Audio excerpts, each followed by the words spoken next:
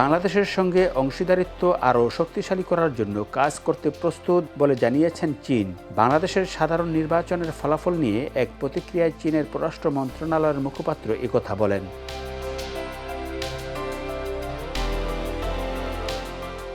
দেশের ত্রয়োদশ জাতীয় সংসদ নির্বাচনে গত বৃহস্পতিবার 12 ফেব্রুয়ারি অনুষ্ঠিত হয়। এতে প্রাথমিকভাবে প্রকাশিত 297টি আসনের ফলাফলে দেখা গেছে বিএনপি 212টি আসনে জয়ী হয়েছে। এ বিষয়ে চীনের মন্তব্য জানতে চাইলে পররাষ্ট্র মন্ত্রণালয়ের মুখপাত্র বলেন, চীন উল্লেখ করেছে যে বাংলাদেশের একটি দৃঢ় ও নির্বিঘ্ন সাধারণ নির্বাচন হয়েছে এবং এতে জয়লাভের জন্য বিএনপিকে অভিনন্দন জানিয়েছে। বাংলাদেশের ঐতিহ্যবাহী বন্ধু এবং প্রতিবেশী হিসেবে চীন বাংলাদেশকে তার অভ্যন্তরীণ রাজনৈতিক কার্যাবলী এগিয়ে নিতে সমর্থন করেন।